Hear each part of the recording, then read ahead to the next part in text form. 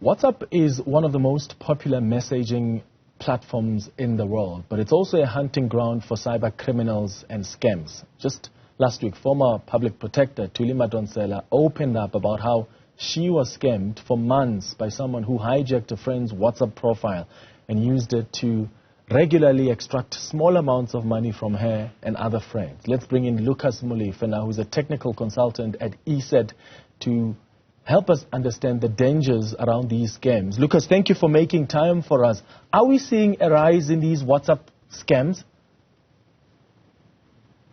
Thank you so much, Clement, for having us. With the rise that is happening right now, it's really a hot thing and a red flag, especially for us South Africans.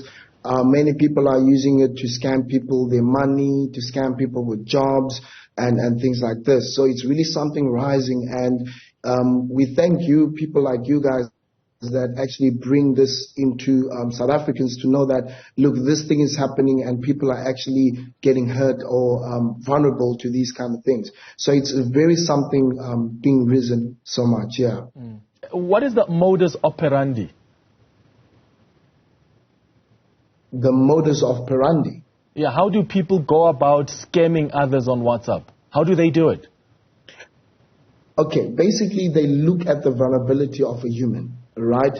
Now, when we speak about vulnerabilities, we look at how desperate a person may be basically to get something. Now, with many people losing jobs, remember we just came from an era of COVID. Now, many people lost jobs. Now, there's someone getting or offering you a job. They use it via that. Now, you get offered a job, you think it's right, and then they want you to pay something, or they say, here's a quick making money opportunity, give us 5,000 and we'll give it back to you as 50,000 by the end of the week, things like that. So that's what they focus on. Most importantly, what they also is that they learn and see the vulnerabilities of people. Now, if I'll make an example of what happened to our former prosecutor, is that it is someone that she thought she knew, not knowing that the actual person has been hacked. So there's many ways they do it, but one of them is, the focus of them is actually exploiting human vulnerabilities. Yeah, and what we've seen is that WhatsApp has become this fertile ground for these scammers to exploit unsuspecting individuals through the various social engineering tactics. What do you think makes WhatsApp an easy platform to use better than the other social media platforms? Look, in the world, right, WhatsApp is very much, has over 2 billion users globally, right? And not only that, 23 million of users are in South Africa alone. Now, that means that WhatsApp is used by many people. For example, there was a time where WhatsApp was having issues before they started the encryption, end-to-end encryption, and people were saying, no, I'm moving to Telegram and everything. But many people actually still stayed on WhatsApp.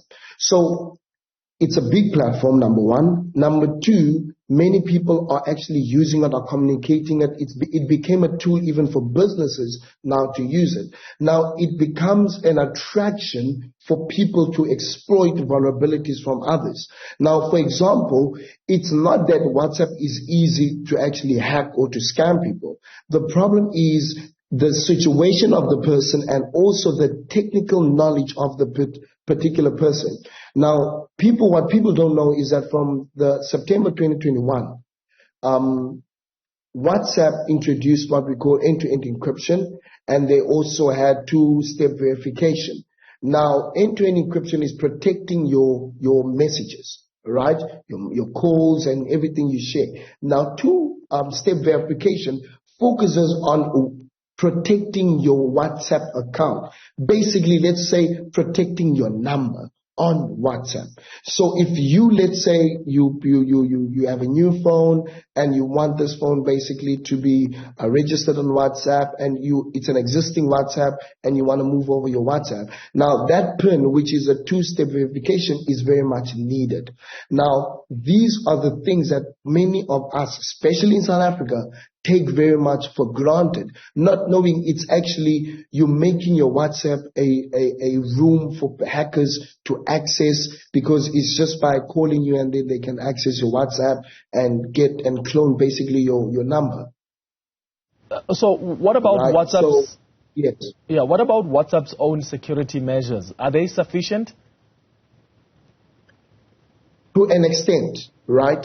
Now look, they technically the limitations are there, but many of the issues that we are having is social engineering, where people exploit the human vulnerability. Now, when we talk about the actual measures, WhatsApp measures, we have what we call, like I mentioned, two-step verification, end-to-end encryption, security notifications, and also secure backup. But now, the other limitation, technically speaking, is the device security. Because if I have your phone, there's a way that I can open it, and if your WhatsApp doesn't have a two-step verification, that means I can access your WhatsApp. But if you know that your device is actually protected by what we call at ESET mobile security for all Android, for Android devices, now this, even if your phone is in the wrong hands, with your WhatsApp, you are still able to be protected, because your device can be locked, and it's only you who can know the things. Now, that's why it's very important that as much as you have WhatsApp security measures in place, make sure that you have a biometric security or PIN before you actually even open your phone or before you actually even open your WhatsApp. These are the kind of measures that will help. Now, like I mentioned earlier, that they exploit a lot of vulnerabilities with human. So WhatsApp, yes, it can have security measures, but the thing is, it's all about human vulnerabilities that they look after. How desperate are you to get that money? How desperate are you to get romance? How desperate are you to get that job? So, yeah, that's basically. So what else can we do then to protect ourselves from being scammed? What can we do so that we don't rely on the functions and security measures of the various social media platforms? Okay. Now, what we can rely on, like I mentioned, first of all, is have a device security, right? Especially if you're using an Android phone, have device security, because if your phone falls in the wrong hands, that's where actually someone can have all your information. But other things to look out is be very cautious of messages from unknown contacts, right? Now, if it looks suspicious, it actually is suspicious. That's it. Avoid clicking on suspicious links or downloading untrusted things. For example, if I send you, Clement, a WhatsApp link, right?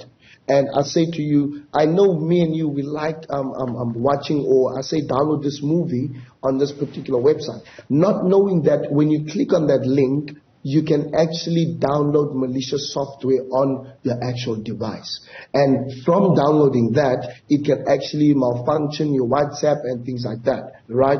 And very important, always verify authenticity of any claim. Now, if we look at the scams that were happening, like if you, for example, if you look at the SARS, people can scam you and say, we call it a scareware scam, where someone can call you and say, hi Clement, you need to actually, I'm calling from SARS, you need to do this, or they send you a message on WhatsApp saying that I'm an SARS agent, and you need to make sure that you pay your taxes to avoid taxes penalties, right? Now, already there, SARS don't do that. SARS don't contact you on WhatsApp to tell you that you need to pay your taxes. They send you an email, or you can just log into your SARS website and on your account. So these are the things that we very much need to look at, right? And also, WhatsApp has a suspicious activity reporting system. Use that system. If you block someone, for example, you are able to report them and say, look, this person, whatever the case may be, is actually making him someone he's not, and then you report it immediately. That number or that account can actually be blocked. So these are the different things we can use to avoid being scammed, and also very important to have a mobile security application on your phone. Yeah, Lucas Molefe, thank you so much for joining us for this chat and for also giving our viewers those tips to be more cautious and vigilant.